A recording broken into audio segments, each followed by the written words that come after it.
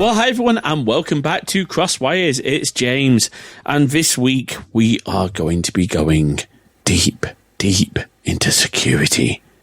We're going to be talking cybersecurity and, looking at some of the things that maybe are common misconceptions around cybersecurity, particularly around attacks. We're also going to be talking about everyone's favorite subject, passwords. We're going to have to talk passwords. Okay, I didn't know we had a Velociraptor on the call. Jae is my wonderful co-host, and she's here today, and she's brought someone with her. Jae, before we introduce our guest, how are you doing today? I am doing great. I'm here recording with you and also recording with our amazing guests. So it's been a good day, and I'm just having a lot of fun. The fact that it's almost into February, almost March. And how are you doing, by the way? Before, sorry, my guest. I'm not trying I was gonna say, fine. I'm doing fine. Thank you very much. No, I'm good. We have been working.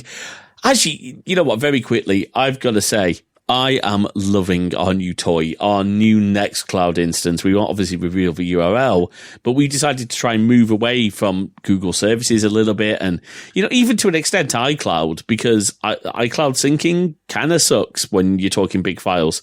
And we look at the cost of either, I'm not trying to disparage any services, but Box or Dropbox and stuff like that. We were like, we could combine our resources and our money into something that would actually give us more control over what we want.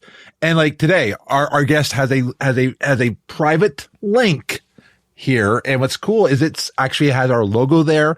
So for the fact that we have a lot of white labeled stuff, much cheaper than what you would typically find from a lot of other surfaces. And Nextcloud's really cool. So I really like it.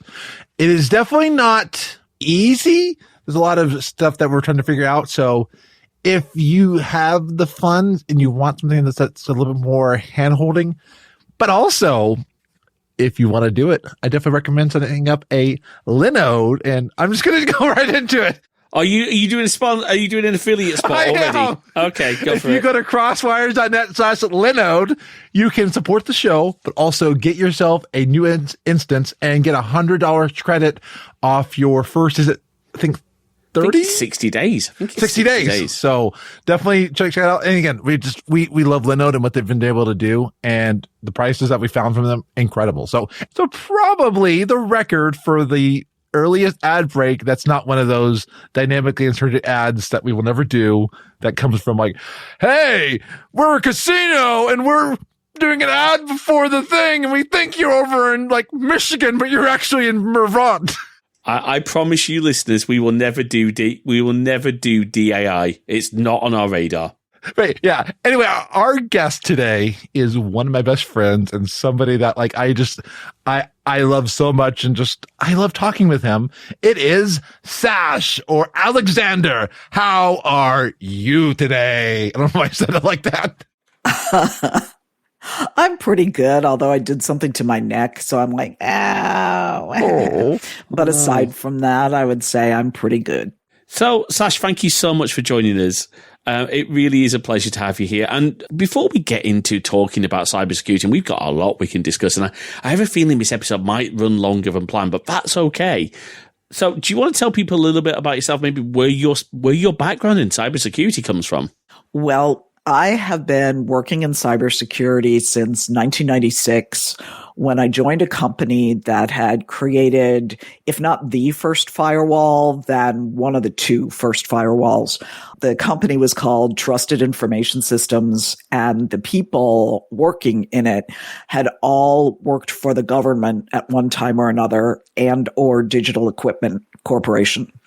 And so that was kind of their background. The guy who kind of recruited me there was a mentor of mine that I had worked with before. And he is actually the guy who discovered what they called the wank worm back in, I think, the late 80s. He's the subject of a book and I think a TV show where he basically discovered it while he was working. I forget if it was for DEC or for another company. at the end of the 80s.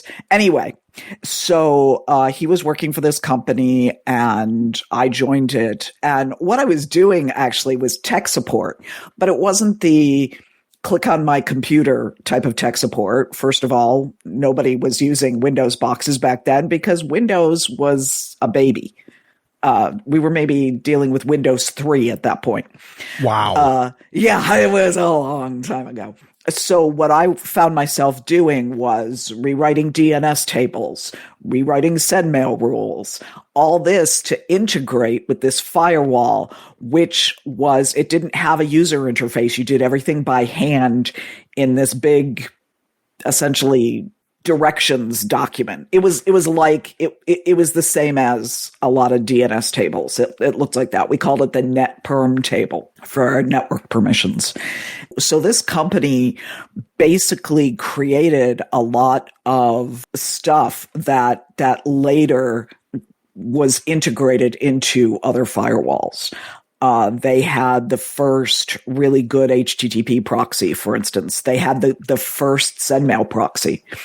And they were also, God, I forget what the two different types of, there was like the stateful inspection one, and that was not us. I think it was just called a proxy firewall.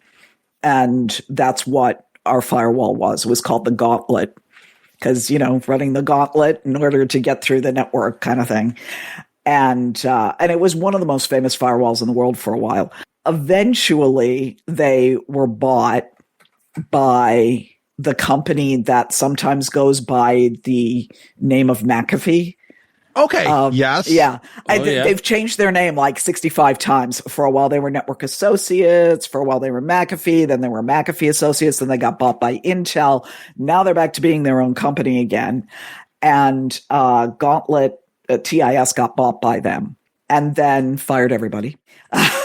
Anyway, to make a very long story short, because as I say, this started in 1996, I worked for a bunch of other startups.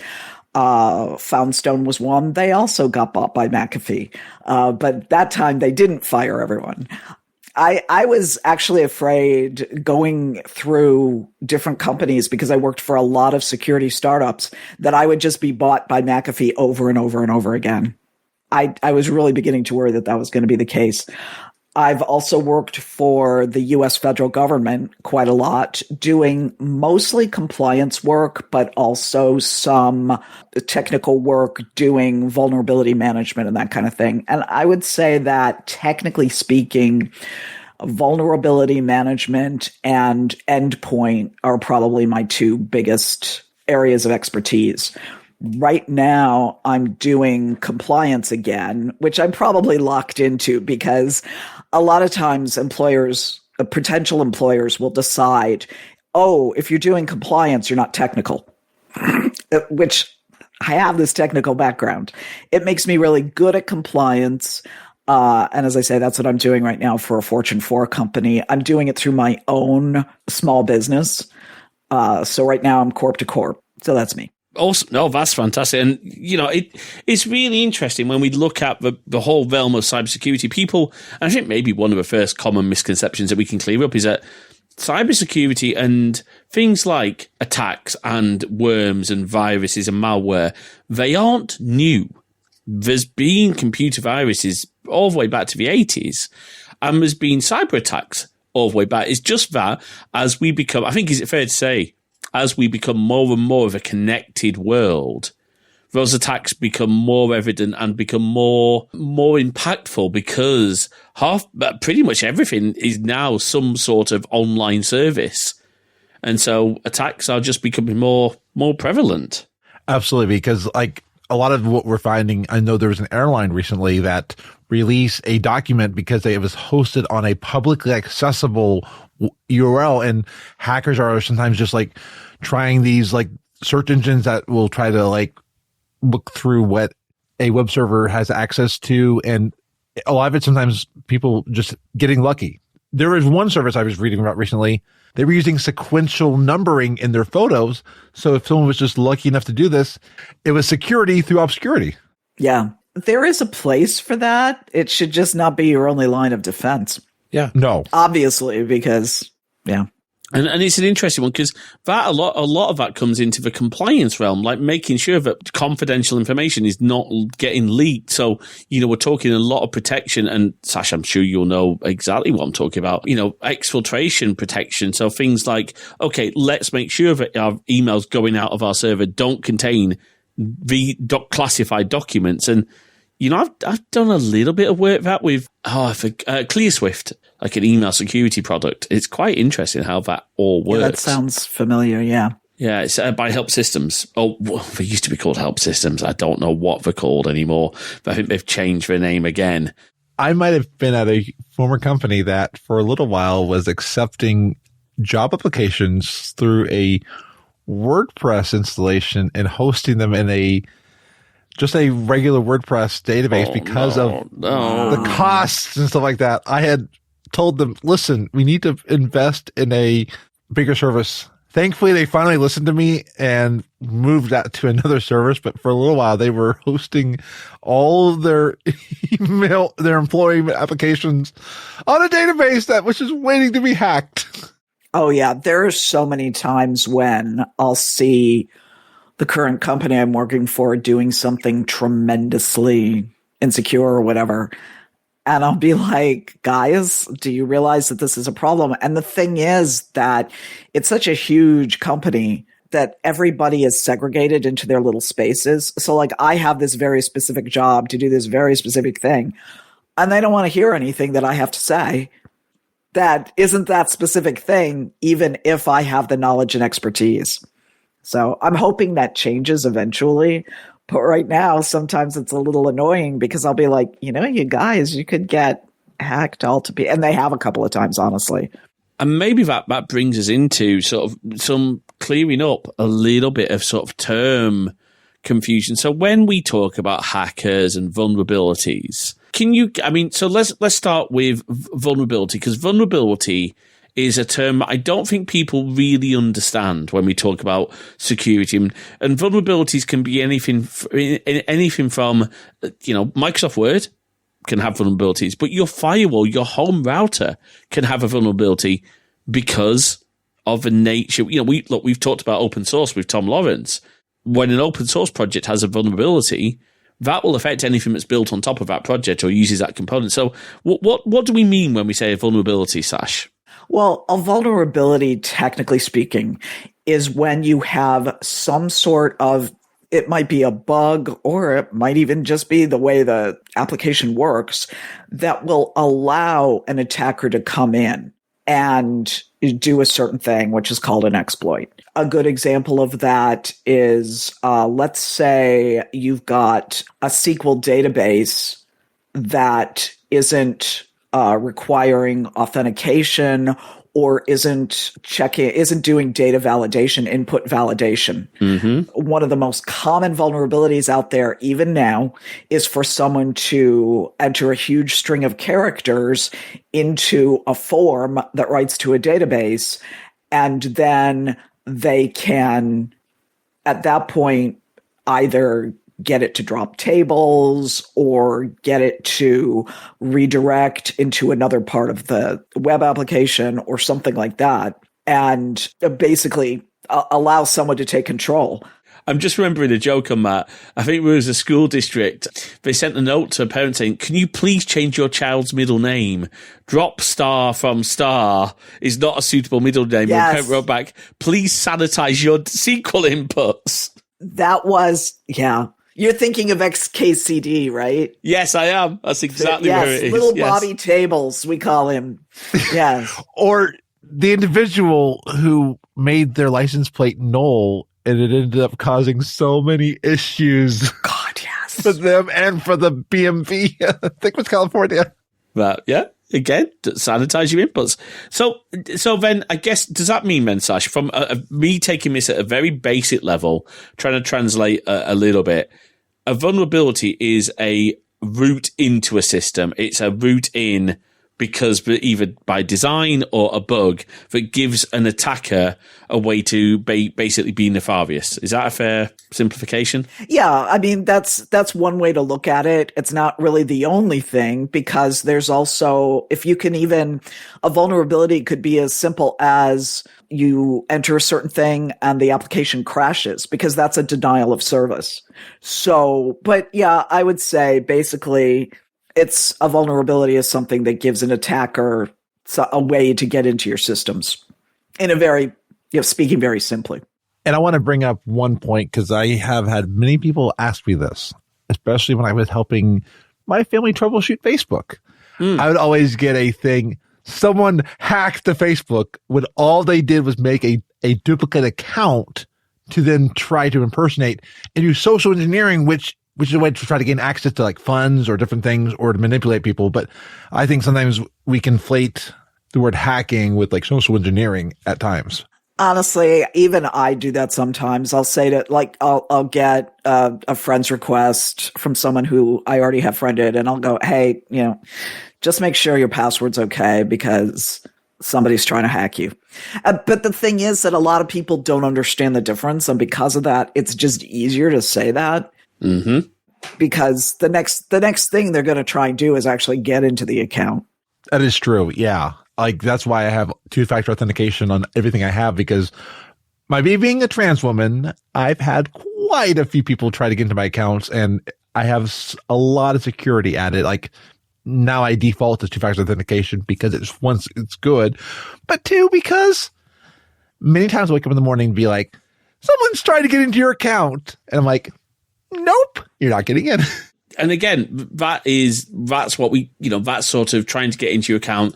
And the scammers, the bank scammers, the email scammers who are trying to get you to go to their web page to log in because your bank account has been frozen. That's absolutely social engineering.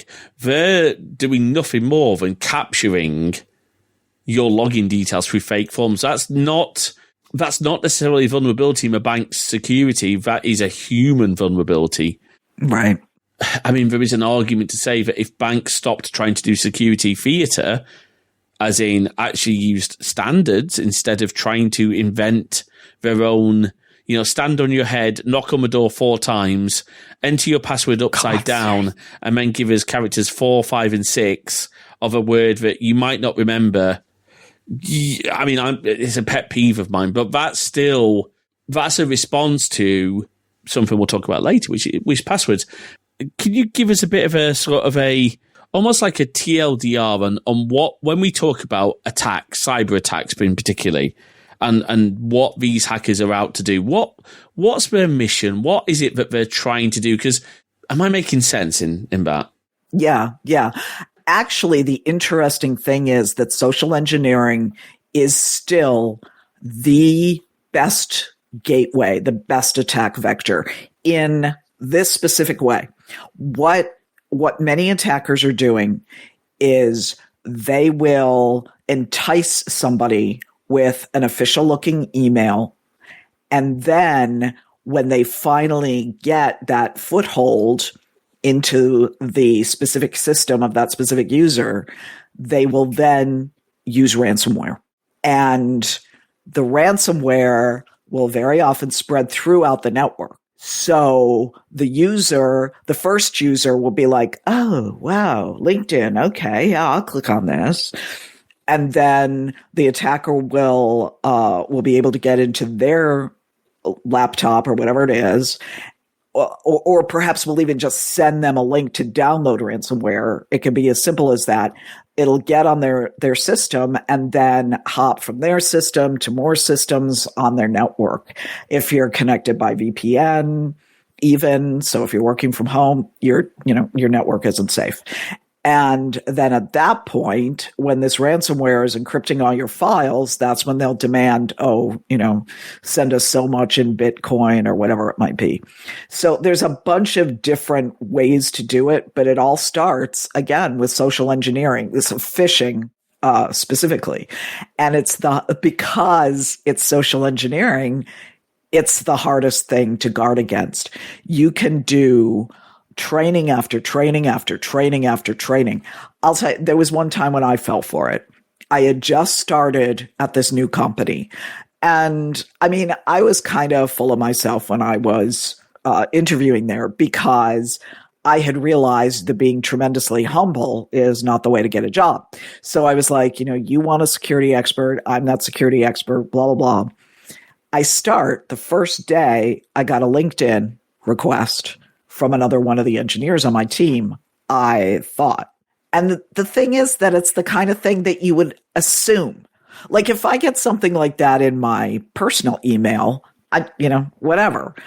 But it was my work email and it was my first day. And the guy had said something like, hey, are you on LinkedIn? I was like, oh, okay. And I clicked on it. And then I felt like the stupidest person in the world because it wasn't an actual attacker. It was just their phishing program or their anti-phishing program, I should say. They had just decided, let's, they were testing everybody on the first day. And so, that's what happened. So I just got this, you clicked on our link, and I was like, screw you. Yeah. Like it's a thing. I mean, I will admit I fell for a Google one because they'll get it. And for my mum, it was getting better and better. But, we talked about with Nancy about eldercare stuff, about all the emails and all the, the fake, getting in, again, social engineering, and people are more vulnerable because they don't, I think for us as tech nerds, and I don't know what sort of percentage of the audience are fully tech nerds and people, because I want to say, by the way, thank you to a person who wrote this. The person who wrote the review that said that, if you want to see the human side of tech, this is a great podcast to start with. Thank you so much, whoever wrote that. That's exactly what we want. That's why we're doing this episode, to try and make people aware.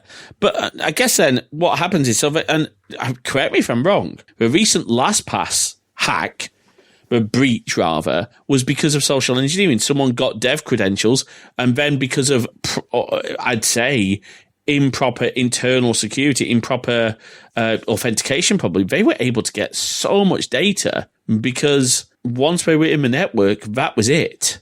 Yeah.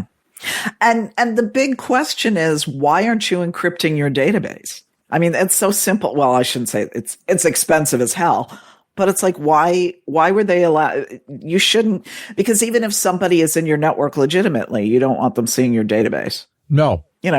But the idea is, correct me if I'm wrong, the idea that security professionals and security teams should be working on is the least amount of access required to do your job. Yeah. Absolutely. Like at my job, I cannot get an email in from anything but an official email from my company's domain. And I can email out, but I can't get any emails in. And it's interesting on the social engineering stuff. I mean, you probably shouldn't even be, given the data that you've got access to, you probably shouldn't be able to email out. No, there's only, which I'm a little surprised they have that there, but yeah, I at least can't email in. And what's interesting is the social engineering side, they're having trouble right now because their point of sale systems internally, you have to have a specific credential. Mm-hmm. But what you find is sometimes people will leave those numbers on a Post-it note next to the point of sale system. So then people will call in and be like, hi, I am such and such from company. We need you to take these gift cards and from the company worth thousands of dollars, process them through your system, and then give us the money. And it's happening enough times that there are thousands and thousands of dollars being given to scammers from our company. I kept asking, like, why does it keep happening? And they said, you don't realize these scammers are very good. Well, even yesterday, we were taking down scammers on our stream. I'm not sure taking them down was, we were trying to bully some scammers, shall we say. Well, and take up their time. But what's interesting, though, is how manipulative they were and how much they were gaslighting us in a lot of ways. They're like, well, I didn't really say it, but you said it. And we aren't blocking your computer. The Trojans you have are blocking. And there's a lot of that manipulation out there. So I find that very interesting. It seems like people should know better. I'm not saying people should know better, but these scammers are smart. They know psychology. They know all of the aspects to get this data. Yeah. And a lot of times too, it's like, I'm out there on social media because, I'm trying to run a business. And I'm sure, the same is true for both of you. You have to be on various types of social media.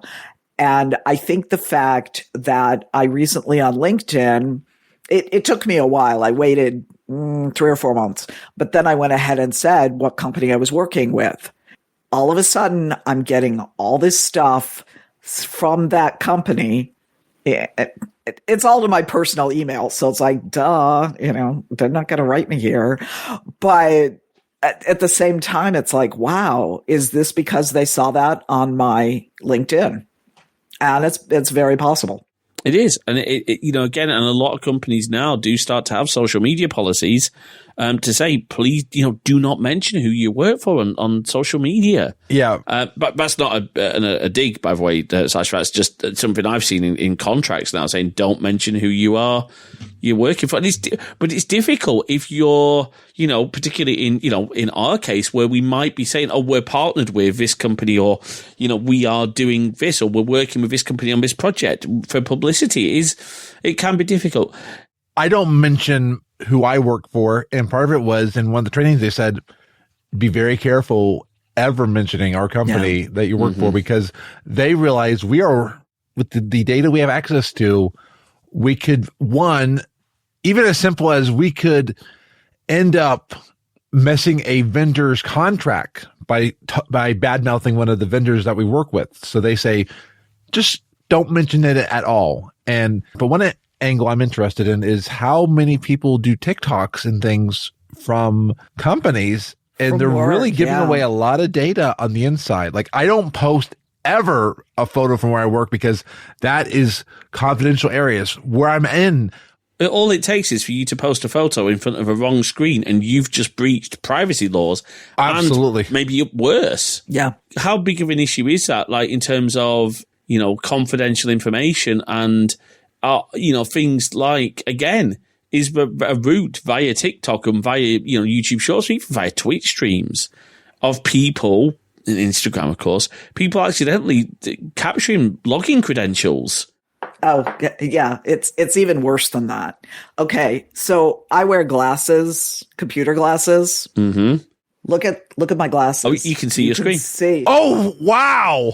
People are capturing login credentials reflected. I read an article on that recently. Basically, people are capturing login credentials and other data and reflections from people's glasses just because, oh, look, I'm at work today or whatever, posting a selfie. And it's like, yeah, no, don't be doing that. No. Well, I mean, and it's not quite work, but the politicians who will post an airline ticket photo, there's an article out there. I need to find the link for it, but they literally found all this data about this politician and his personal information from the airline ticket that he posted because of all that data that it is linked to. All these people who post their credit cards on the internet. Oh, yes. Thank you. Yes. It's like, guys. And the ones posting their COVID cards, like, I'm glad they got their COVID vaccine, but don't post any of that because of all the data that you're putting out there about yourself. But also, I mean, not because we don't want to spend too long on social engineering, but it is important. But the one that always gets me is those Facebook quizzes that ask you all the things that would be your security questions. Yeah. I mean, I will every once in a while post one of those, whatever, however much about me, what's your favorite, whatever. But I also know that when I'm doing that, none of those answers are to my security questions. So I just don't worry about it.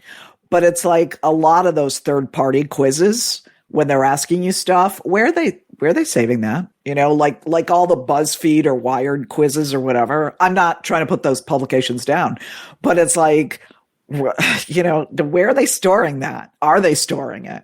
What are they doing with that data? I will say, because I've changed it since then, but when I was younger, my former dog was a security question for a system. And I realized if you talk about your dog, they have that immediately. And one final social engineer I was thinking of, I had a thought. Oh, even today we had somebody that I don't know if he was trying to social engineer or if he was trying to find a relationship, but he was asking some very personal questions. And I was like, I don't know you. I don't feel comfortable telling you this right now. Please stop asking me these questions. I will tell you if I know you over time. But yeah, those people who are just like, what's your name or where you're from? I'm like, no. Yeah. Well, if I can give one piece of advice actually before we do move on, and that's those security questions, like they'll say, like, what was your favorite aunt's name? Or what was the name of your first roommate? Answer something completely different. Like, okay, say the name of my first roommate was Joe. I'm not going to say that. I'm going to say, bibbity bobbity boo or something like that. Because then even if somebody knows that my first roommate's name was Joe, they're still not going to be able to answer that question because I didn't put Joe in. Yeah. So it's funny you mentioned that because that's a great tip. Yeah, use fake information. What I love, and this episode is not at all sponsored by or in partnership with 1Password. Me and Jay are both huge 1Password fans, and other password managers do exist, and we're going to talk about that, and we're going to talk about some of the maybe downsides of using cloud-based password management later. But one of the things I love that 1Password added recently is you can add a security answer pair, and it will generate a phrase to use as your security answer based on that security question, which is really cool. It confuses the heck out of the call center agents. What was the first film you saw?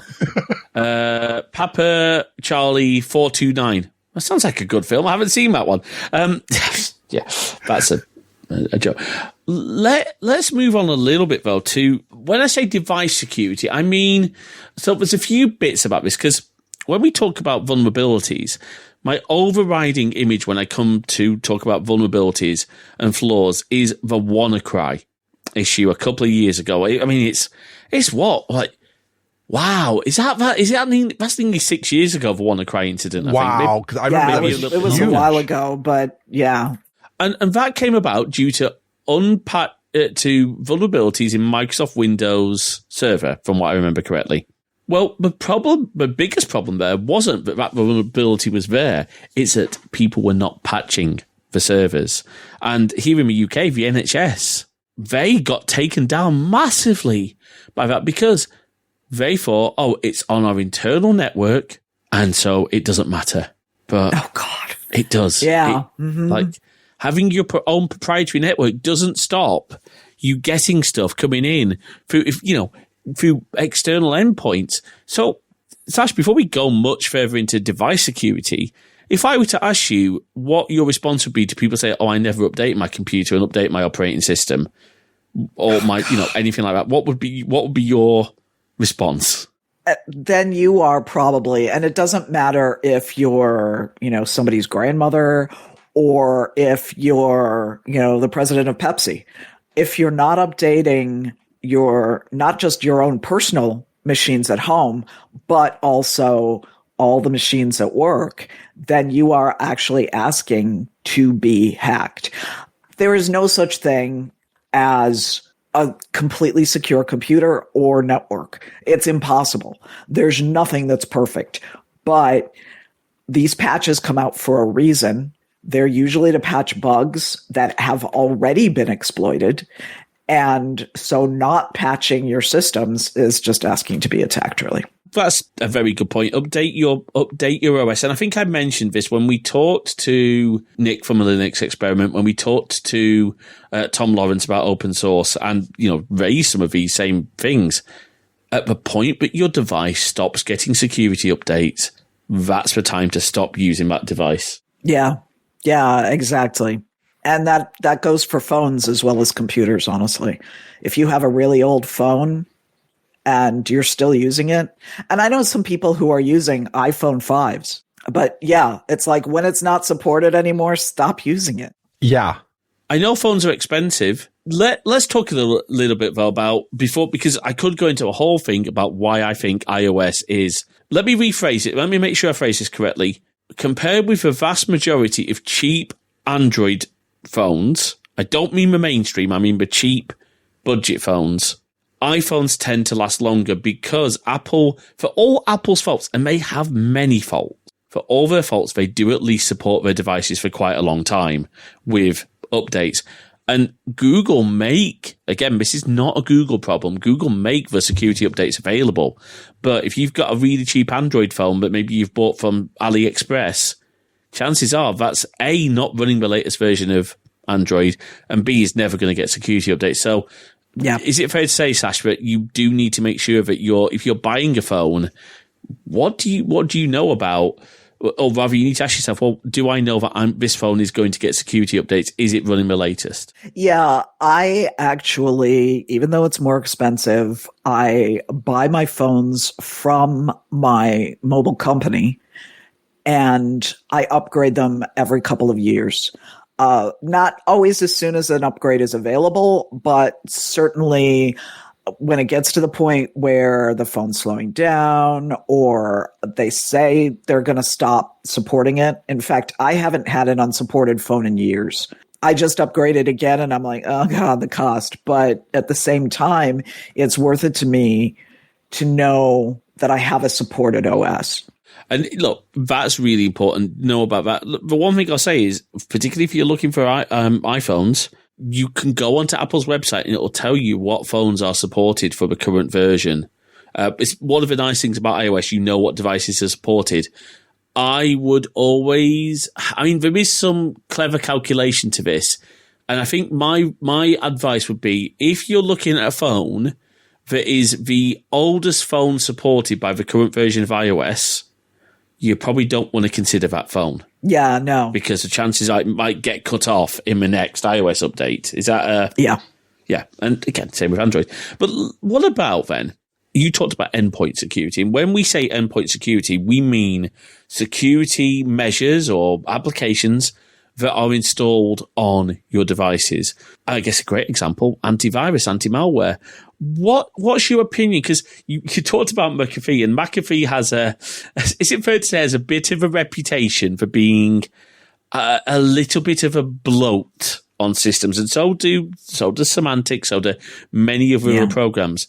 What's your advice? Because okay, what should people be installing more than just Windows Defender, for example? What do people need to be considering about this? Are there scams in it? Not scams.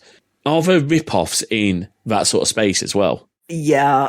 Honestly, what I would usually suggest that people do if they're business owners, okay, so small, anything from kind of a small enterprise to a larger one. I'm not talking about one or two, size, but I'm just talking about, any kind of enterprise where you've got employees. If you're paying their insurance, for instance, if you're that size, then I would say don't rely on traditional antivirus. It's not bad to have, but it's not something you should rely on. I would say go second gen or what they call next gen with a Carbon Black or a CrowdStrike or a Cyber something that is going to give you better defense, something that's not just reactive. Now, a lot of the older legacy antivirus, and I assume McAfee is one of these. I haven't used it in years, so I don't know, but I have worked with Symantec more recently, and they'll tell you that they've been working hard on the whole bloat problem, that, slowing down machines. I didn't actually have any problems with that the last time I worked with Symantec, but they still, from what I could tell, were pretty reactive.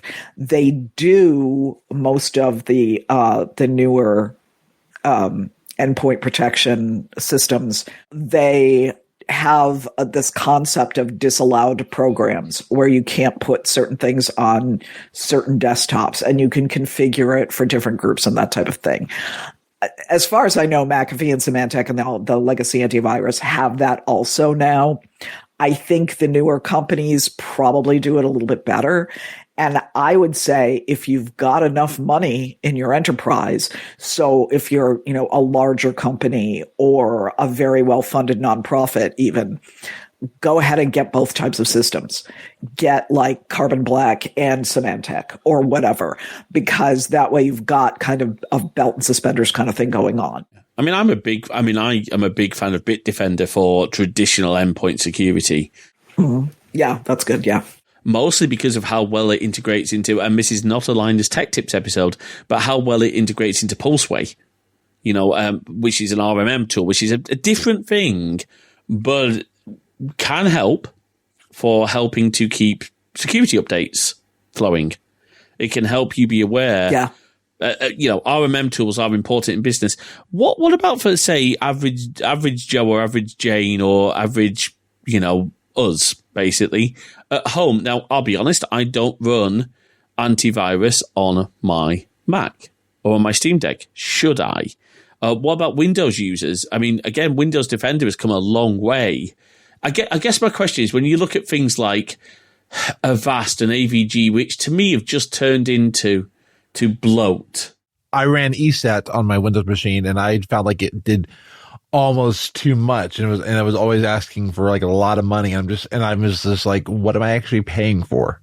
And sometimes they'll install extra stuff as well that can be really annoying. Honestly, doing Java updates used to be like that. Or they'd install all this extra crap. But then I found out that I forget what I was using. It was something free. But it was installing spyware on my computer. And I was just like, no more. I actually use Windows Defender. I know that I think my mom recently turned McAfee off because they were asking for a lot of money. She was using like a free version, and they just started saying, give us money. And she was like, no. I don't feel that you necessarily have to use something on your home computer, but you should be then very careful about what you're doing. For instance, when you're talking about downloading patterns, my God, the number of knitting patterns that I download in a week's time is ridiculous, because I knit as a hobby. I have more knitting patterns than I will ever use. Same with recipes. But I'm always careful about what sites I go to. I don't go to just any site. So if something's like, ooh, free knitting, if I see something like on Pinterest or whatever, I don't download from sites that I don't know. And I always make sure that I am actually on that site before I download. When we were talking about social media earlier, not being on social media is a great idea if you can do that. Because, or even just locking down your social media and being friends only and not adding everybody who wants to add you and all that sort of thing, just because you'll get fewer of these links spewed your way that way. Yeah. And also I highly recommend, if you can, looking at what your router may offer. Like, James has a Ubiquiti Dream router. I have an Eero, and they have a security functionality where they will try to keep a list of, here are the known sites that will cause issues, and they will try to keep it blocked. I mean, you can also do things like NextDNS. I think Cloudflare has a malware blocking. So there are some things you can do as to protect yourself on your router, and I highly recommend those as well. Or even just as a browser extension. If you're using Chrome or something like that, a lot of times you can put like uBlock, or it's various. It's gone through a billion reiterations. What do I use right now? uBlock Origin is what I'm using. And so that will keep you from going to certain sites, and it'll also keep ads off, at least a lot of ads, off the sites you visit. And a lot of times it's the ads that you click that are the problem. Oh yeah, because they're not always checking the ad agencies, and like ads will come through. And I know over time they're trying to work on this, but sometimes an ad will actually inject some bad code into the site if the ad network allows it. So there's sometimes like I forget, there was a high profile site that had an ad, and the ad was downloading malware. Yeah, exactly. And if you keep those off, it's like, you'll go to these sites and they'll go, oh, I see you have an ad blocker installed. Please consider why. And it's like, how do I know that you're vetting your ads? I don't. So that's why I have this here. I never want to see your ads. It's one of the reasons I run a Pi-hole. So look, my Ubiquity router now. Look, is a Ubiquity router right for everyone? Probably not.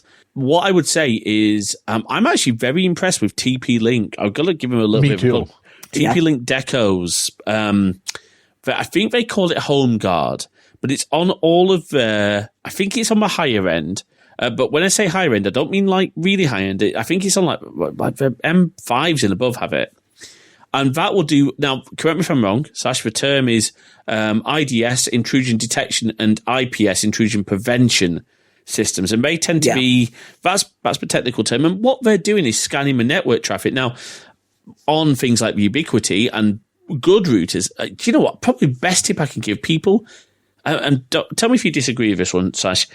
I want to do a whole episode on this with someone who knows Wi-Fi better than I do.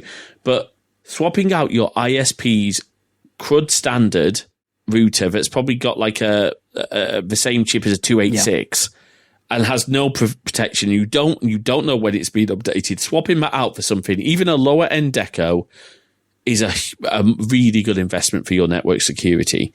Yeah, I do agree with that. Yeah. I mean, Pi-hole, if you have a Raspberry Pi, if you get your hands on a Raspberry Pi and have the interest to learn, but Pi-hole, because it's DNS-based blocking, which I love that name. It's a great name, isn't it? It's wonderful. I like James's Pi-hole. Thank you, dear. And it doesn't come across that same limitation that uBlock does, because the sites don't know that there's anything, as far as they're concerned, it just can't find the DNS entry for my ad. So it's not going to load, which is great. Now, I mean, are we saying that you need to go out and get a really high-end firewall at home? No. Although, what is probably worth noting is if you've got an old PC and you want to upgrade your network security, seriously consider pfSense. If you want to learn how to do firewalls, put a pfSense on an old PC. All you need is a PC with 2 network ports. Now, if it's got expansion cards, just pop a decent network card in and you're good to go. I will say I am impressed with Firewalla. It's with an A on the end. They're expensive. But I've been eyeing some Firewallas because it goes between the router and the modem, and then it does a lot of like your DHCP and stuff like that. There's some cool stuff on that, and it's a consumer grade firewall. So there's some cool things and innovations happening out there, and I'm pretty impressed. Anyway, I could talk about that stuff forever. Yeah, no, I actually hadn't heard of that, and I'm taking a look at it now, and dang. And they have a version that's actually not all that expensive. I might be upgrading this year, but I'm trying not to buy any hardware for the next 6 months to a year because of budgets. But, on a tangent from that, let's go from the home into our pockets and let's look at our phones, because our phone is our computer, and there's a lot to be said about device security, and especially your phone. So your phone has a passcode on it, and depending on how advanced you go, it could be 4 digits, 6 digits. If you have a passcode on it, I hope you do, or even an alphanumeric passcode. And also some phones will have fingerprints, will have facial recognition. There's a lot of things they're working on with those. But your passcode can give access to a lot of people if they have your device. So so be mindful of, if you leave your phone out somewhere, if you go to a bar or you go to a restaurant and leave your phone out, be mindful of, if you're not looking, someone could swipe your phone. So the Wall Street Journal has an article that has come out recently, and it's been kind of an interesting article. It's on the surface, it sounds like they're making a big deal out of nothing. I think it does make people think a lot about the fact of, when you're putting your passcode in, someone could be watching you. And there's been some cases where they've actually seen people recording over the shoulder, very inconspicuously, people putting their passcode in. And then when that person puts their phone on the counter at the bar, they will then swipe the phone. They'll have already had the passcode, and then they can then log in. And I did not realize it till today. I can change the password to my iCloud with just my phone's passcode. I don't even need to know my iCloud's password if it's signed in. And there's a lot of things. And like a lot of these banks and different apps that we all will say, hey, remember my password, sign me in automatically. Even my password manager, there's the ability to log in with your device's passcode as a backup. And your passcode is very important. So what is your take on this? Because I think it is definitely a thing to be mindful of when you're entering your passcode, who's watching it. Yeah. I think probably the best way to lock and unlock your phone is to use a fingerprint. And there's a reason for that. So let's say if you've got a passcode or a PIN, again, somebody can see it like that. They'll see what you're entering or whatever.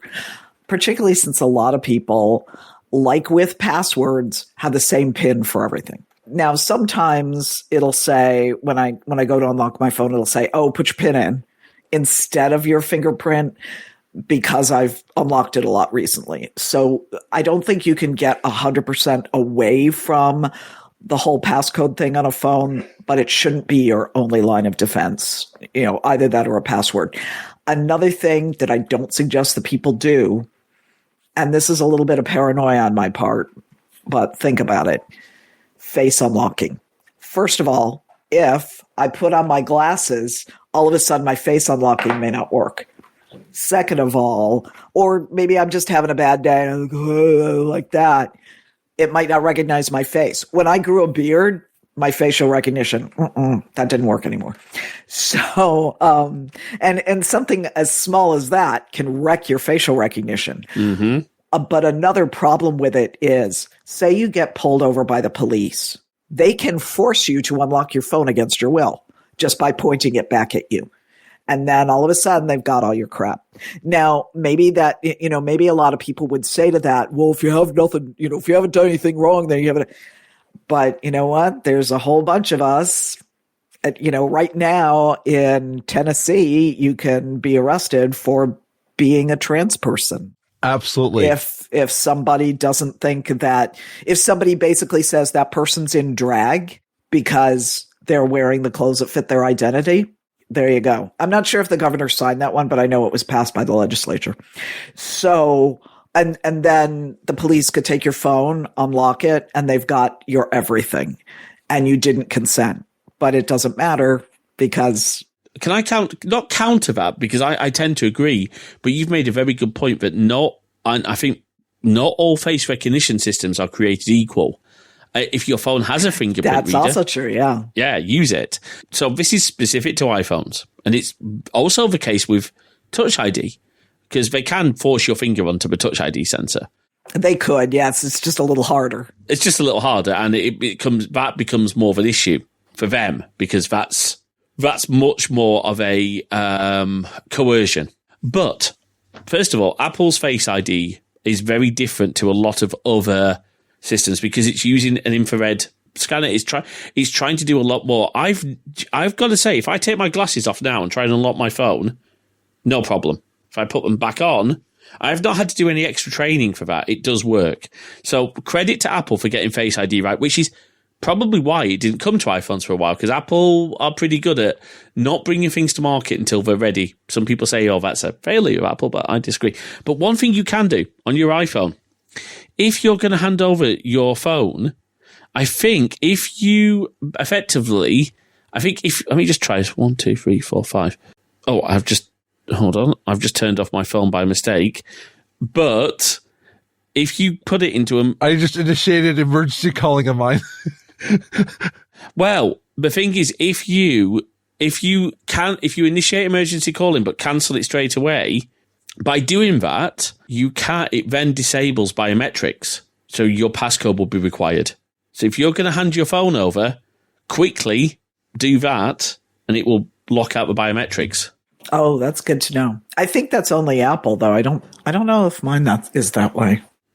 Wait, I will see if I can find out and put anything in the show notes about how to disable biometrics on an Android phone. That is something I would hope.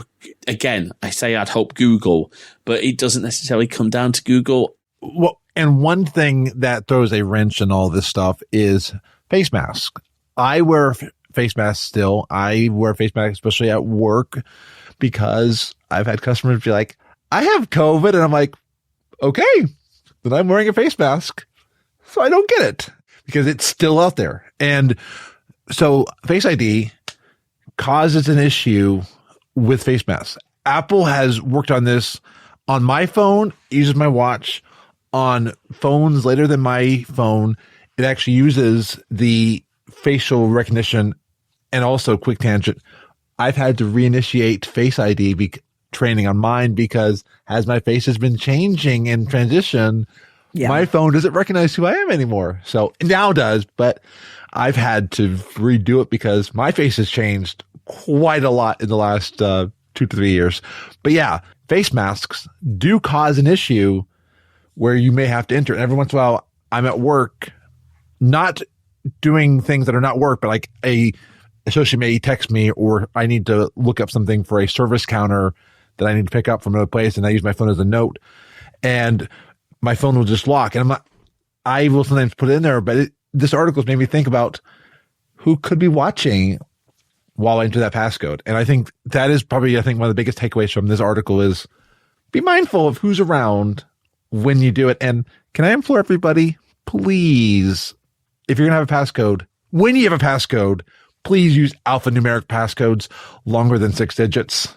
And I don't know if it's still a thing on Android. Don't use a pattern unlock. Yeah, because those are very easy. A, to shoulder surf, and B, sometimes you can still see the ghost of it. I haven't used that in so long just because of that. Exactly. The other thing that's worth mentioning is, look, end of the day, and I think this is a fair thing with any security, once someone gets physical access to any device, be that your work Windows laptop, be that your iPhone, your iPad, your Android phone, anything like that, once they've got physical access, a lot of the game for them is already won. Yeah. And it's worth probably also mentioning on that subject, I don't know if Windows 10 Windows 11 Home Offices, I will have to double check, but if your device supports whole disk encryption, turn it on. On SSDs, it does not affect performance. Turn it on. Because if someone gets your computer and takes the drive out, now admittedly on modern computers, most of the drives are soldered onto the board, but still, it's possible. Enable it. Make sure you've got good, again, the same security practices that you should follow on, but we're talking about on your phone. Make sure you follow them on a computer. I love on Apple Silicon Macs, you can get the keyboards which have got the Touch ID sensor on. So you're not just limited to the laptops with this. This is awesome stuff. Yeah. But that kind of leads us on to, let's talk authentication, because it's everyone's favorite topic. Let's start with two-factor, because that's a little bit easier to talk about and a little bit less maybe problematic. So, Sascz, give us a primer for two-factor. What do we mean by two-factor auth? Basically, it means using two, or in some cases more, different types of authentication. So a good example is if you have a password to log into a site, but also you have to enter a code from a device, or you have maybe entering a code from a device and your fingerprint or something like that. So it's basically more than just, so the idea is that, and isn't the usual sort of pattern? It's something that you know and something that you have. Right, exactly. But passcode being something you know, your biometrics or the code. Now, I nearly said TOTP then, because not all 2FA is TOTP, and actually, maybe we talk about that. I think my biggest point of frustration with two-factor is how many different options there are for two-factor when... Yes. So, okay, let's hit the elephant in the room. SMS two-factor. What's your view on it? Because mine is somewhat distrusting because of how easy it is to potentially compromise someone's phone number. Yeah, exactly. I mean, there are so many people who have the capability to either duplicate a SIM or even just fool a phone company into thinking they have a certain SIM. So just because your phone is secure and you never let it go and it's chained to your body, that doesn't necessarily mean that you're safe from someone basically being able to snatch SMS-based authentication. It is better than nothing. Some places will just exclusively use that, and it kind of pisses me off because it's just really the most prevalent, I would say, kind of multi-factor authentication is that SMS. And it's, of all of them, probably the least safe. Now, obviously, if you've got something else like my favorite game, how Blizzard used to do it with their WoW accounts, they would give you a little tiny device. And what if you lost that? Then you were locked out of your account. So that can be a problem if you've got a token based. These days, a lot of token based authentication is on a phone, but it's not tied to your SIM. It's not tied to your phone number. So it's a little bit more secure than text based. And there's effectively, well, I say two types, but the one that I love is TOTP, because TOTP, I think it's time-based one-time password, I think is the correct acronym there. And that commonly known as Google Authenticator or similar, But now I don't use Google Authenticator, and Sascz might scold me for this. I'm sure he will. I have my TOTP codes inside of 1Password. That's more of a convenience choice, but 1Password can, and other password managers can as well. But basically, that gives me the option. It means I can use that. But I think what frustrates me is services like, I don't know what Battle.net are using these days. Oh, they're still using the Battle.net authenticator.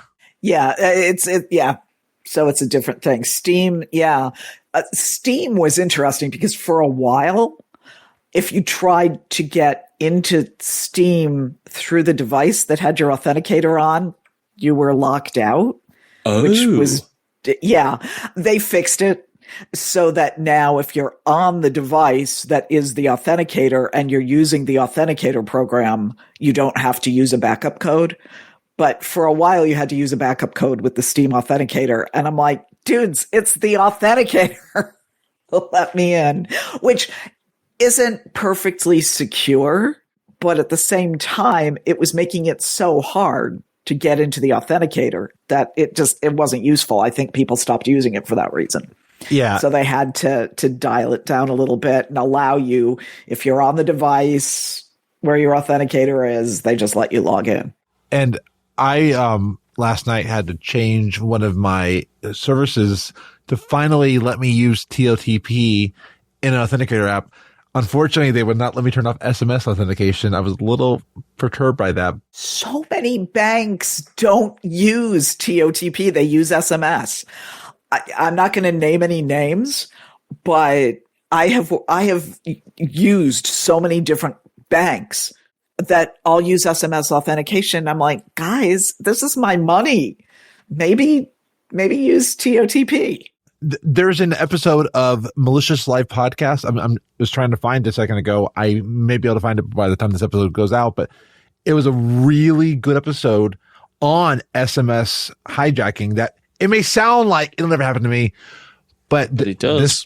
This podcast interviewed a restaurant owner who basically had his entire finances of his restaurant obliterated because of the different services that were tied to his phone number. And it is just something that somebody has a will, they will find a way. And it's why SMS is probably one of the least secure. Or if you're traveling out of the country and you're trying to access a service that uses SMS, you're locked out of your account till you get back to the country. Yeah, unless you have international SMS, enabled. Which you didn't. And we had problems with, I'll name it, Twitch. Twitch, stop making SMS a requirement. Let us use TOTP. I was going to say one of the things I do is I've been made fun of a little bit because I tend to put my phone number in my signature. It's otherwise out there on the net. It's not tied to my phone.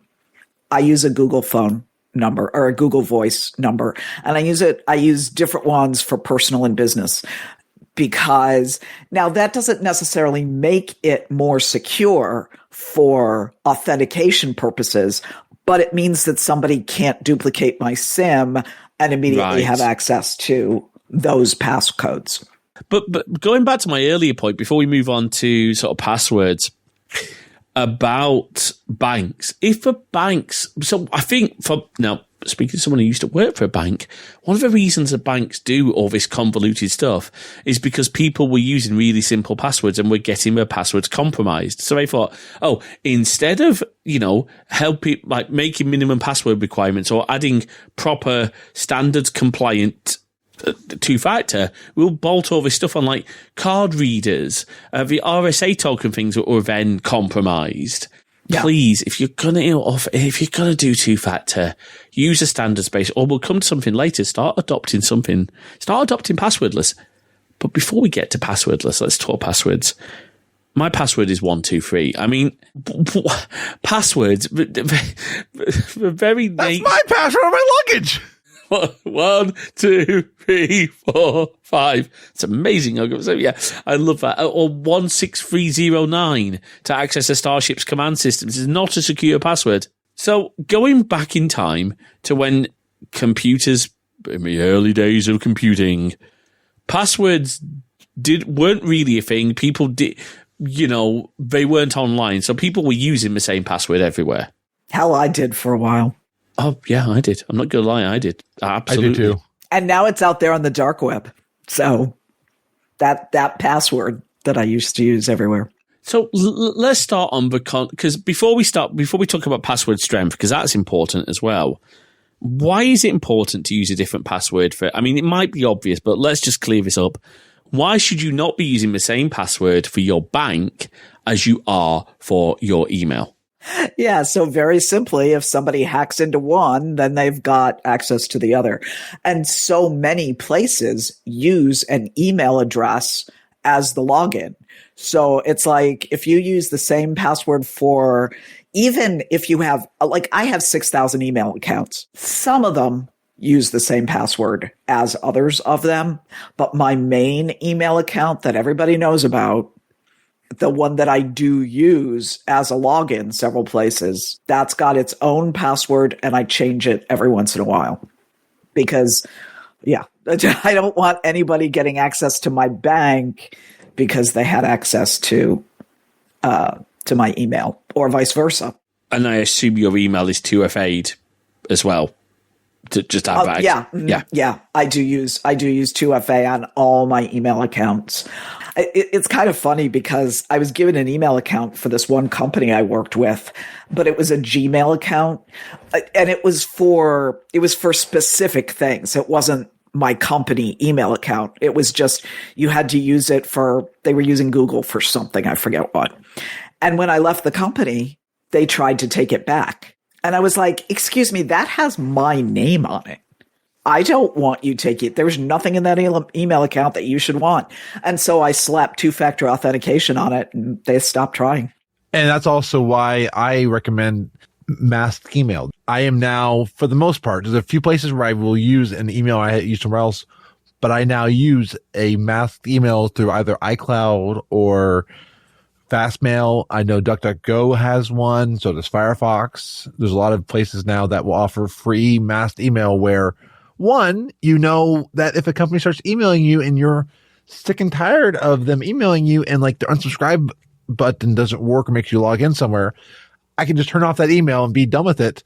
But the other way is that way, if that company has a data breach and all the passwords are revealed, no one can at least tie those passwords with another email account. Yeah, that's very true. I should probably do that, honestly. I haven't. The one thing I do sometimes do is when I sign up for, or like when I subscribe to something with my email address, a lot of times this doesn't work everywhere. But if you put your regular username, like say Bubby, and then put a plus and then some other word like Bubby plus grocery store or something like that, if you're signing up for a grocery store's emails. That way, if you get email from some other place to that email address, they sold your email address. That certainly works with Google. I know it works with Fastmail. I think it works with Microsoft email. I think it works with Outlook and it depends on the place where you're signing up, honestly, what their email server is. Like, for instance, when I lived in Alaska, I tried to do that with the electric company. emails, and they couldn't. It didn't work. They couldn't send us email to that email address, and it was completely them. It wasn't me. That's very interesting. That's a problem because pluses in email addresses are part of the RFC standard for email. I actually looked into this. It is. Yes, it is. Yeah. But there are some email servers that just don't accept it. I don't think iCloud uses it, unless I'm wrong. But I just tried looking it up, and I don't think that they support it. They should. They should. I'd be really surprised if they didn't, because of course they will say use hide my email, which, great. But if you don't want to do that, look, I mean, we're going to obviously say, Fastmail is wonderful for email because obviously we have them on the show. One thing I love, by the way, about Fastmail is because obviously when you're logging into your email or calendars and stuff, then you're obviously giving your credentials to apps or services. Well, app-specific passwords or, OAuth type authentication is awesome. What I love about Fastmail is when you go and create an app-specific password, you can tell it what services you want it to access to. So, for example, for our WordPress instance, we need to be able to send mail from it. Well, what I've done is I've created an app-specific password that only has SMTP sending rights. It can't read anything from the account. It can just send email. So very handy. Let's talk, because obviously let's talk password strength and password managers, because this is important. So password strength. Now, people probably used to think that adding maybe numbers to the end of a common word would protect them, but the problem we have for about 5 minutes, yeah. Yeah, exactly, because those words are in dictionaries, and these are, people or tools being used to brute force passwords are going through those dictionaries and may know to add numbers because there's only so many numbers. Now, if you're handling your passwords yourself and you're not using a password manager, going back to XKCD, that wonderful comic of using a phrase. So what is it? Correct horse battery staple. Well, yeah, but then all these people started using that exact password. Missing the point entirely. But using a phrase, like we talk about special characters. Well, here's a good tip. Unless the service you're using is really dumb and they restrict what special characters you can use, because I've seen that. Yes. A space is a perfectly valid special character because that starts to turn phrases. Look, some of my passwords, I won't tell anyone what they are, of course, but some of my passwords that I need to use that can't be in my password manager and can't be random are multiple word phrases with spaces, capitalization, and a couple of numbers. And that is one of the things we probably need to talk about is a concept called password entropy. I think possibly the best translation of password entropy, and we'll get Sascz to explain this a little bit more detail, but very simply put, password entropy kind of relates to the complexity of your password, because length of password is not the only thing that matters. Can you help our audience understand what we mean by entropy in this case? Right. Entropy basically calculates how difficult it is to predict a password. So what you want to do to get more entropy in your password is there's basically a couple of different ways to do this. If you're doing it yourself with your brain, your think meat, as we call it, what you will do is just sprinkle a lot of different types of characters in it. So what they call special characters. So like slashes, backslashes, tildes, the different types of quotes, commas, spaces even. And that will generate more entropy. You can also use a password generator that picks up entropy from mouse movements and stuff like that. And I actually kind of started to go into it and then kind of veered off. But what you can do is if you have a password calculator, like the one in KeePass, for instance, it'll say, move your mouse a bunch of times and generate more entropy. And what that does is it will generate randomness based on how it is that you're moving your mouse, which is something that somebody couldn't guess. And that will manifest as the number of special characters perhaps if you've told it to do this, the number of characters in general. So if you want to have, for instance, a really strong password, then you'll set it to something 16 characters or above, and then, wiggle your mouse a whole bunch for the password generator, and then say, yep, go ahead and generate a password, and it will generate something truly horrendous. The only good thing about this is that most password safes will allow you to just cut and paste for the password safe into your browser or whatever else you're logging into, so that you never have to remember those passwords. Because, of course, that's the big problem with passwords, is that if they're strong, they're impossible to remember. And that's always been something that I've always seen as I've set up different IT networks, is that because a user thinks, oh, I'm going to add like this number here, or I'm going to add like this phrase here that no one can guess, but you end up using, we're not as random as we think we are. You may be the one who adds cat to your password manager, but so are so many other people. And a lot of hackers know some of the most commonly used phrases, because they also will look at like passwords that have been cracked already and passwords that have been leaked, and have that in their password cracking software. It has some of the most commonly used phrases. And that's part of you. You want to try to utilize a computer to be more random than we are. I mean, I'm a pretty random person, but not as random as these generators. Well, what really gets me is after, and I know we had talked about Randall Munroe's XKCD comic, where he talks about, just use 4 words that have really nothing to do with each other, but that you will remember. So correct horse battery staple. Do you know everyone went out and made their password correct horse battery staple? And it's like, no, you idiots. That was not the point of this. I know some people in my life who will use their personal details as their password. And I'm like, say, for instance, if you make your PayPal password that when someone sees your shipping address to send you your thing from eBay, they might try your street address. That's your password there. And yeah. I've just gone into, we talked about, we use 1Password, and their password generator, one of the options they have is, they have smart password, they have random password, they have memorable password, and we have PIN codes. So I like that they can generate PIN codes for you as well, but I've just gone into memorable password, and this is a great example of that entropy concept. So what you can choose is you can choose how many words, what the separator between those words is, and that can be hyphens, spaces, periods, commas, underscore numbers, or numbers and symbols. So you can add even more entropy by having numbers and symbols. And so I've got mine set at numbers, and this is not a password I'm going to use anywhere. It also allows for capitalization and full words. So the password it's just generated is lowercase ungainly, the number 4, uppercase unruly, 6, lowercase cameo, 9, lowercase capo. Completely unrelated words, but you might actually be able to remember that. But again, the whole point is this is stored in your password manager. Right. So you don't have to remember it, but you could.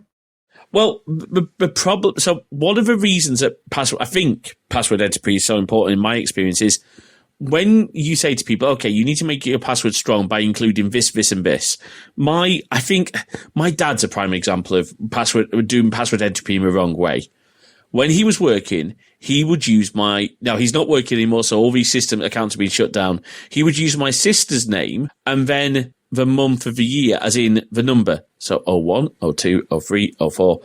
And he would, add like a capital J to my sister's name. And he thought that was a secure password because, it was changing every month. I'm like, no, like anyone will know your daughter's name. You talk about your daughter at work, when my sister had her son, my nephew, of course they talked about it. And, it doesn't take long. That's a name. So a password dictionary attack only needs to find that name and then go through a very small combination of numbers. Yeah. To get there. So entropy in this case, or making your passwords complex and random, is important. Let's be really, really honest. You should generally, if you've got the tools to generate a strong password on your machine, and there are, KeePass is free, there's online generators. Even the folks at 1Password have a free online generator. Yeah. Please use those to generate your entropy passwords. Don't try and make up random passwords yourself. And one of my favorite tools is random.org. They have so many different things, integers, strings, but they have a password generator, and they try to create, as far as they can, truly random passwords. And one other thing to think about is the longer your password is, the more time it takes for a computer to try to brute force through it. And that's part of the equation that if you have a short password, it takes less time. And after a certain point, computers may give up on certain people because of how long the password is. Well, that I wouldn't even say, yes, you're right, but just a long password full of dictionary words like my cat's name is Derek is not a secure password, but it's a long password. No. That's what we're talking about. You can actually have a shorter password in some cases can actually be more secure. Yeah. Am I right that the 1Password memorable passwords tries to use less common words? Yeah. In their generator. Yeah. Yeah. They are, and they have an option to not use full words as well. You can turn that off. Again, ideally you want to, if you've got a good password manager, I mean, me and Jay are big 1Password fans. Obviously, Alexander's a big fan of KeyPass. Find the right tool for you. As we said, I think before, as long as it's not LastPass. Right? Right. I'll actually tell you the biggest problem I have with passwords. Consider if you work for a company, as many companies do, based on Windows.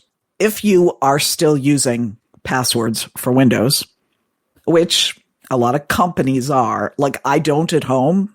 I use a combination of my face and a PIN, depending on which computer it is. But many companies at work are using Windows and they're using passwords. Here's the problem. If you have a truly randomly generated password with, the proper amount of entropy, length, et cetera, then you're screwed because you're not going to remember that password. And there is absolutely no way to use a password safe with your Windows logon password. There's just no way to do it. The only option you have is your password manager's mobile apps, and your company policy might even say do not store your work credentials in your personal now. Of course, it could be in your company phone, but even then, you're having to pull it up each time. Yeah, I mean, they can't stop me, but here's the thing. Let's say I need to log in the morning. And I'm like, haven't had my coffee yet, or whatever. I'm not going to want to sit there with my phone in my hand going, hey, type. Yeah, no way. Exactly. And so that's where people's insecure passwords come in, because they have to have something that they can remember. I do have a very hard to guess password for my company password, which, I have to change every 90 days because they're not adhering to NIST policy yet. But when I do that, I have a password that I know I will remember. It's almost impossible to guess, but I know I will remember it. And that means that it's not as random as it should be. Yeah, because even in the Okta, we will link to this Okta resource that we found about this, because I think has some phenomenal guidelines for. Because one thing that I love is they said it's tempting to build on these rules and make guidelines stricter.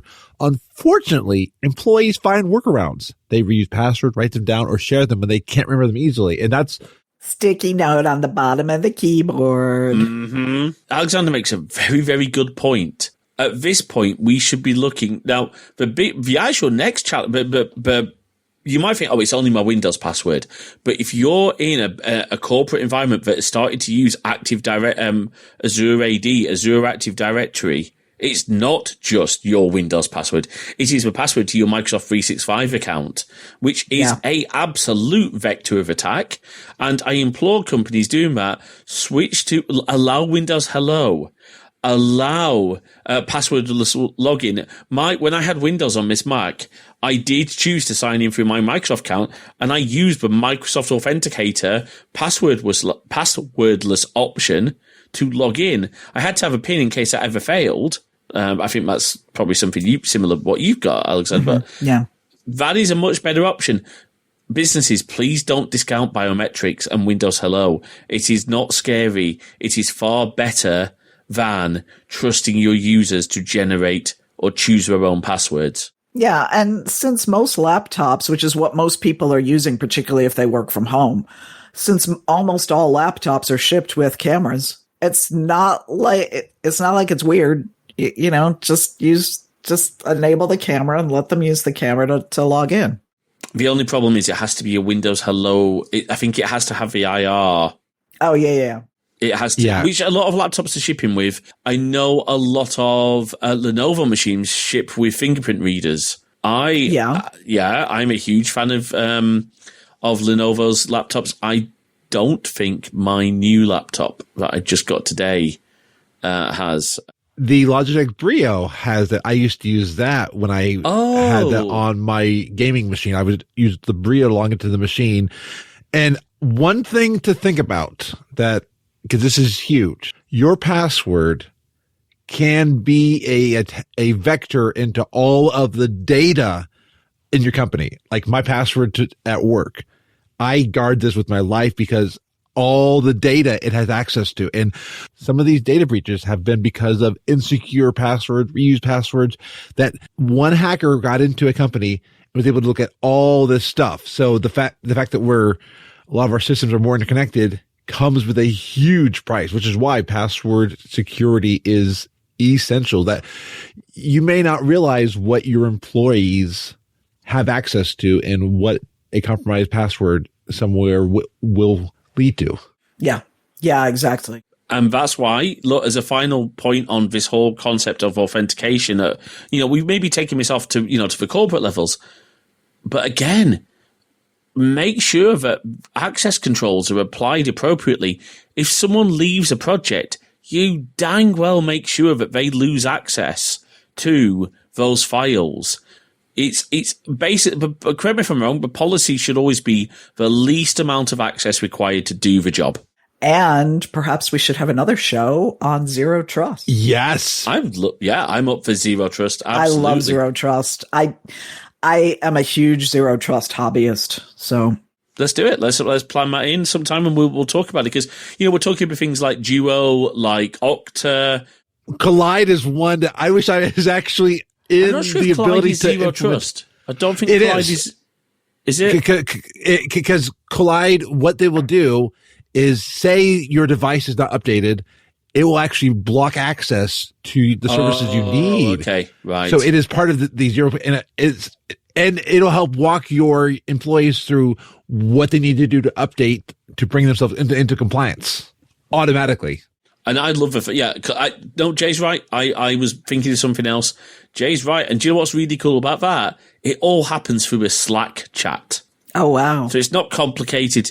It's really, we've heard it promoted on so many podcasts. Yeah, let's come back and do I'm thinking of an episode, Trust No One. Or Trust Zero. or how about Coca-Cola Zero Trust? Oh, God. I might have to come over there and hurt you. Oh, dear. And on that, let's move on. I'm going to be really honest. I advocate strongly again. Oh, no, I'm not. No. Let me rephrase it because actually, no, I don't. I was going to say I advocate against using your browser's password manager, but that depends what it's backed onto. Because if it's backed onto something that actually has a proper store and a proper keychain, great. Like, look, iCloud keychain. If you're entirely in the Apple ecosystem, iCloud keychain is actually really quite good for a password manager. But the point is some sort of password store that is not a Word document, that is not a notebook. I mean, Sascz, have you ever been into a store and seen those password notebooks that are on sale? Yes. Yeah. And I know somebody who uses one, and honestly, they're probably fine. They're probably safe because, again, they limit their presence online and that kind of thing. But it's like, in general, it's so much easier to screw up, too, entering it. It's like, no, just use a password manager. But the thing is that, particularly and I'm not trying to pick on anyone here because I'm getting up there in years myself, but once you get to a certain age and you're starting to forget things, and then maybe the technology isn't something that you should adopt at this point, maybe you're just fine writing it down somewhere, especially if it's secure. But definitely if you work for, a business, I actually just, at my place of work, I'm not allowed to install anything on my laptop. And I'm like, how the hell am I going to get to my non-cloud? And anyway, they don't let you go to cloud services there, which is good. But it's like, how do I get to my password manager? And I actually went and installed a portable version of my regular password manager. I don't have the same database. I don't have access to that, and that's fine. I'm just using a new database just for work. But I was like, I'm never going to be able to remember this password that I'm setting for this site. I'm not allowed to, sync with a cloud. So what the heck am I going to do? And I finally just installed a portable version of my password manager that didn't require me to have root access. Right. Now, are you okay? I mean, you're using KeePass, right? Yeah, I do use KeePass. It doesn't have a cloud presence. I do store my database in the cloud, I will admit, which isn't the most secure thing. What if someone hacks into my cloud? And my answer for that is on the particular cloud storage that I'm using, I definitely do have 2FA. And then on top of it, I'm securing my KeePass database with a key. Yeah, it's encrypted. It's not like, it's not a Word document. This is exactly. It's not a Word encrypted. And by the way, putting a password on your Word document is not encryption. That is not encryption. Shoot! I need to modify my password. But it's very interesting you say, because we do use a cloud password manager. We use 1Password. I have 1Password families, and Jay's part of that. And actually, I've got a few people on there because, particularly it helps to share passwords. And I think the phrase we always come to is security versus convenience, right? You would make that threat assessment. Now, there's one thing that I trust the folks at 1Password, mostly because they can't read that data in the same way that Sascz KeePass database is encrypted. So is my 1Password database. It's encrypted actually in a lot better way than LastPass ever was. Bye bye LastPass. Bye bye LastPass. Oh dear. That was the last pass that we gave him. Oh, Jay. I know. That's just. Do you see why I worry about? Anyway. But there is. Look, here's the interesting thing. Not having cloud services makes a lot of sense, particularly in certain environments where you're in SOC 2 compliant stuff. If the service you're using isn't SOC 2 compliant as a whole standard, or isn't GDPR or HIPAA compliant, you can't use them. I think 1Password is on those. I believe they are, but that's beside the point. There are great, and this is maybe something for businesses to consider, great self-hosted tools by the likes of Bitwarden, where it can be an internally hosted tool. That's great. And look, Bitwarden, their free offering is actually really good. Their paid offering is even better. Here's a question. Is it fair to say that, obviously you mentioned KeePass doesn't have a cloud component. Do they have browser extensions these days? Because I remember that was one big thing they do now. Okay, they didn't. Yeah, they do now. I'm actually not using any of their browser extensions. I just cut and paste my passwords, but they do have them. And there is definitely a way to automate entering your password and that kind of thing. And again, that in itself, that's something to be aware of. That can be hijacked. Although I think browser extension security has gotten a lot better in the recent years. But it's probably fair to say you get what you pay for. And not all, again, I know KeePass has a really good reputation. It's very well respected, very favored in the industry.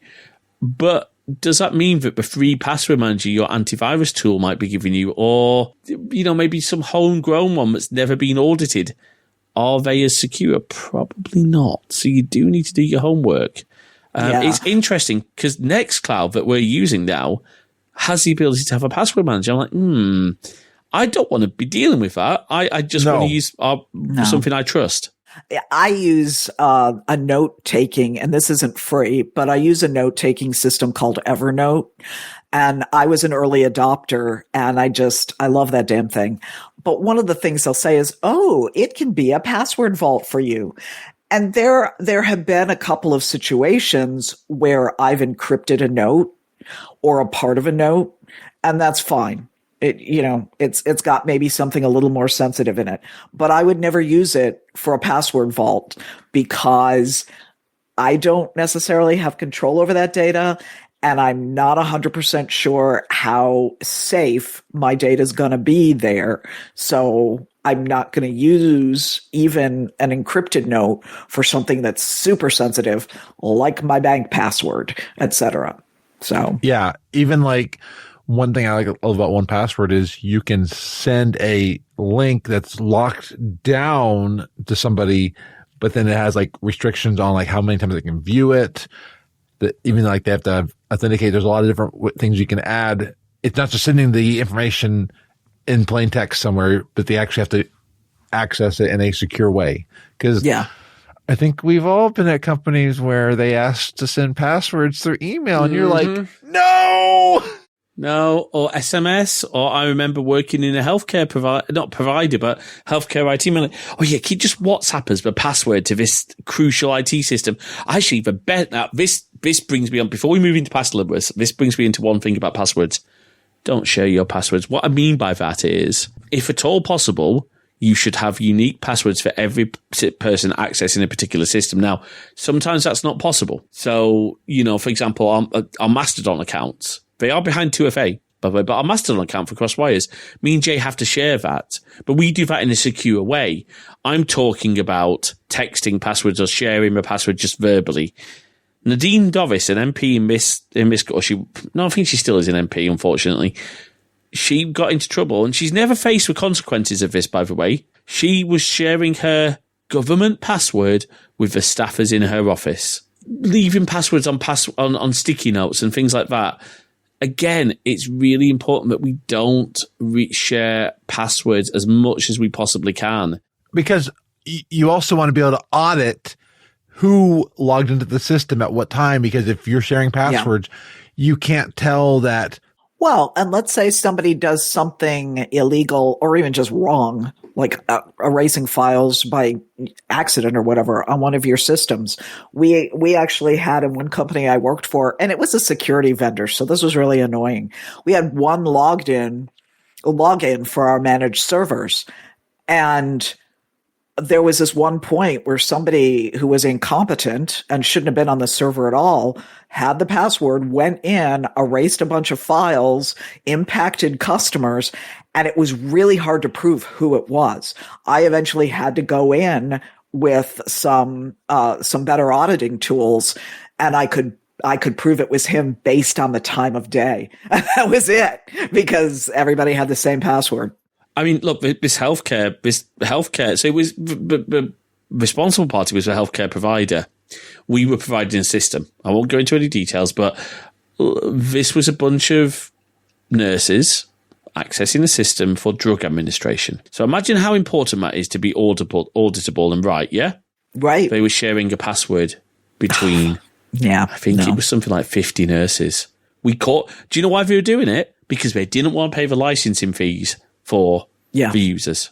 Some of these high-profile data breaches are because they shared a password to a specific system, and somebody wrote down that password in a plain text file on another system. They gained access to that, and boom, it's game over. It's game over, dude. Game over. So that brings... It's such a good movie. So that brings us on to our last sort of topic, is passwordless. Now, that doesn't mean no password. It doesn't mean no authentication, because that's that would be disastrous. That would be like, you gotta help yourself. It's like 1970. Go to jaysawesomeplace.org. It's access to my home VPN, and you can just log in and have access to all my files. But what are we talking about here, Sascz? Because passwordless is something that's coming along. Apple call this passkeys. And I think it's wonderful. I've used it already a little bit, and I think it's just fantastic. What are we talking about when we say passwordless? It basically means using something else besides a password. So usually some kind of, when we think of multi-factor authentication, it's those other factors.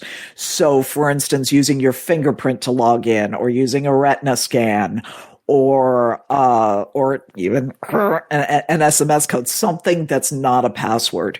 And very often when you're doing that, you've got more than one type. So it'll be like a fingerprint and a retina scan, or a fingerprint and some other kind of one-time password, something like that. And we're seeing this now, the ID bin, but you'll have, your traditional username or, your credential. I mean, so if Apple's implementation, it will use Face ID or Touch ID, whatever's available on the device. It will then log you in, and the idea is that that's a credential for you based on something physically you have, so you don't have to remember a password. It also, of course, means it's much easier to give people unique access because everyone's credentials are different because of the different biometrics. It also means that the chances your fingerprint can't be leaked. Your fingerprint can't end up on the dark web because it's your fingerprint, right? It's right. Like, even if somebody takes my fingerprints, like the FBI, even if they got hacked, my fingerprint card wouldn't be useful to a hacker. Yeah. And I know like some systems require a relatively living finger to access it. Like it tries to look for actual stuff going on there. And I was actually listening to the 1Password podcast about this. And one interesting idea about passwordless, less friction for the users. In many regards, these systems are being designed where you will actually probably never even see the login screen. It'll happen that quickly that when you go to the site, it'll be like, okay, you're here. Boom, you're already on the site. So I was watching a movie the other night, Hobbs and Shaw. Yes. And just that one scene where the guy keeps smashing faces against the retina scanner, trying to get the right one after he's knocked everybody out. And I was just thinking, yeah, or like when Loki steals the guy's eyeball to do the retina scan and and it's like, yeah, you can steal these things, but you've got to be pretty determined. Yes, absolutely. And I'm hoping like more and more people will use this passwordless entry because, like, for instance, at work, one of the things that's a huge pain point is one, they want to change our passwords every 90 days. And I hate that. And the other regard is I have to enter the same password like 85 times a day. A system I log into, it authenticates on the login screen. Something messes up on their single sign-on, and then I have to log in again. And I keep having to log in multiple times. And it would be just great if I could literally have open up the device at work, scan my phone, add the screen. It says, okay, I see that you're there, and log in. And then that way I don't have to enter the password. And then I could also maybe make this password, I'll just say, a little bit longer than what it is right now, because I was trying to use unique passwords there, but because of the fact I'm in very time critical moments, I don't have time to open up my phone every single time, read off the password, maybe do it the wrong, because there are times I literally have seconds to get into a system because of corporate's metrics. So my password has to be a little less secure, unfortunately. And there's a lot of things where I hope that my employer, if I'm still there with them, obviously, because I'm looking for a job to be in England. I mean, that's really the reason why I can, but hopefully by the time that this becomes a standard, they'll have incorporated that, because I think the amount of friction I've had with associates whose password expires after 93 days and they have to go back in again and fix it. This would definitely make it where you just tell your associate, because a lot of them have phones, point it at here, register the password to your phone. Oh, I was going to say, I'm going to tell you a little secret about Windows Server. Go on.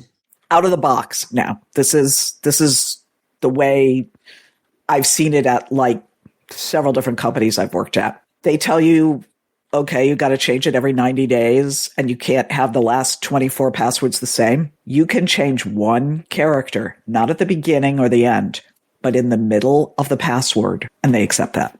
Yeah. I can confirm that. Now, here's the thing. The latest NIST guidelines actually say stop enforcing password change because it actually isn't secure. Enforce good password habits rather than password change. Or just get rid of passwords. Yeah, or get rid of passwords. But like even my password, I actually used to have a very secure password. And if I could have learned that password, I would have had a password. This password is still unique, but it's not secure enough. Like when password centers will say, are you sure you want this to be a password? I'm like, I'm sorry, 1Password. I have to, in this instance, go against your recommendations. Yeah, I mean, yeah, as long as it is very unique, that's fine. But it's just like, stop making people change their passwords every 90 days. It's ridiculous. Oh, I know, because then associates will every once in a while blurt out what their password is, and I'm like, I didn't just share this. No, but that's the point. If you passwordless it removes that human factor. It removes the laziness that comes from having to have multiple passwords. When your authentication becomes your biometrics or a physical device. I mean, I love those little YubiKeys. I don't have one, but I think they're wonderful. When your password becomes physical and becomes all your biometrics, then, let me rephrase it, when your authentication becomes that, then it takes away that human factor. And I just wish people do that. I'm aware of time, so let's wrap up. But Sascz, if you could, as an opportunity now, give one key piece of advice to people about how to be better educated about cybersecurity and how to be more aware, what should the takeaway message from our episode today be? It's actually something that we haven't spent a lot of time talking about, although we did mention it right at the beginning, and that's don't click on links if you don't absolutely know where they go. Don't believe what the sender says, even if it's a social site you're on. Always hovering over the link usually helps because you can see what the actual the place is where that link is going, but just don't click on links if you're not 12,000% sure where that link is going, because that is really the biggest problem in security.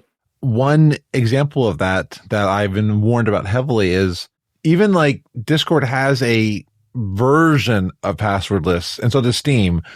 But what people have found is if they try to get into your account and then they get that link, they'll send you that specific passwordless link. And then when you hover over that link thinking you're logging into your computer, you're actually logging into their computer. So yeah, be very careful on that. Yeah. I mean, even that isn't, even hovering over the link isn't perfect, but it's just be very careful about what you click on, because that is the biggest thing right there. One thing that I've always stood by is if I see, hey, my bank saying I need you to log in, I will go to the bank itself, log in, and make sure that the bank itself is saying what it's saying in the email. Yeah. Right. Well, yeah. And, if you're asked to call a number, don't call the number on a text message or an email. Go onto your banking site, log in, or, on the back of your debit card, there should be a number. Call that number. Don't ever call numbers off messages.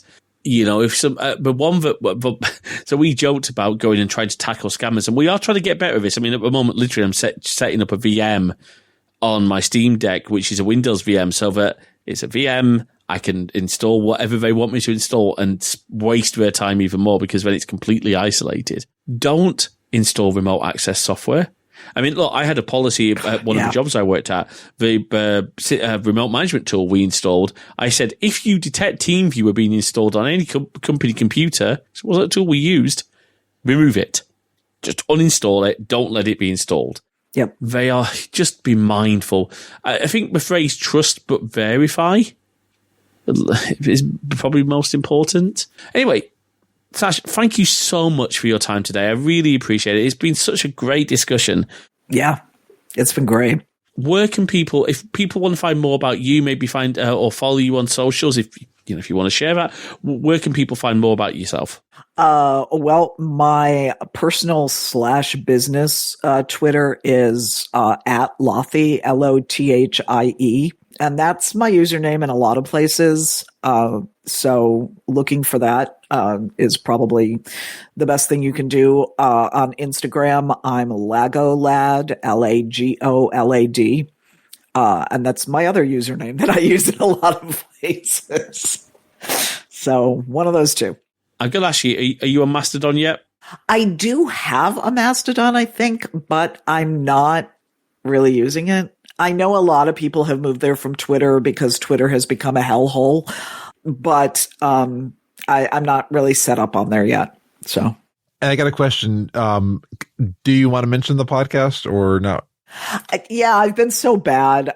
Finally, I have my audio set up again. So I'm probably going to start, first of all, sending old episodes out. And then hopefully Jay and I can start recording again if you're up for that, Jay. Absolutely. So, but I have a podcast about being transgender called Translucidity. And since we've both gone through so many changes in the last, I think it's a year at this point since we recorded. What's cool is this podcast, you can even tell how like he and I are changing and like our perspectives on things as we're learning. Yeah. Cause like I remember when I started, I was like a baby trans and I was, James has seen my transition from during my transition. Yeah. And that's Translucidity 1 on the number 1 on Twitter. Actually, I do have a Twitter for that. So. And I assume you're in all the good podcast directories and all the really bad ones too. Yes. Yeah. Yes.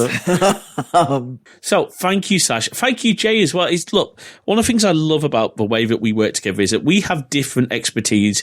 You know, if we were talking about how, you know, if we were doing an episode about, for example, about how transgender people have had difficulty with social media, you're going to be you will be our go-to. But when there's things that, you know, we're in my wheelhouse, like security, it's great to be able for you to be able to bring your friends on and to have those discussions. And it's what I love about doing the show with you. You bring so much to the show. Gonna make me cry. Oh, bless you. Well, it's the estrogen. Well, listen, folks, until next time, do make sure you check out Linode, crosswires.net/Linode. Of course, another good part of security consciousness is making sure you've got good backups. Check out Backblaze. crosswires.net/Backblaze. We have an affiliate link with them. We cannot say enough good things. Go and check out our episode with Pat Patterson from Backblaze. We'll link it in the show notes. Until next time, thanks for listening. Thanks for listening to this episode of Crosswires. We hope you've enjoyed our discussion and we'd love to hear your thoughts. So please drop us a note over to podcast@crosswires.net. You can also drop us a comment on the post, or if you're a good pod user, why not start a discussion there too? You can also join our new Discord server at crosswires.net/Discord. We've got forum channels for each episode and we'd love you to join the discussion there. You can also follow us on Mastodon at crosswires@mastodon.social. And of course, you can find the show in all the good podcast apps and all the really bad ones too.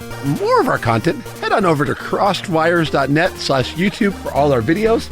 And keep an eye on our Twitch channel at crosswires.net/live for our upcoming streams. If you like what you've heard, please do drop a review in your podcast directory of choice. It really does help spread the word about the show. And of course, if you can spare even the smallest amount of financial support, we'd be incredibly grateful. You can support us at ko-fi.com/crosswires. That is ko-fi.com/crosswires. Until next time, thanks for listening.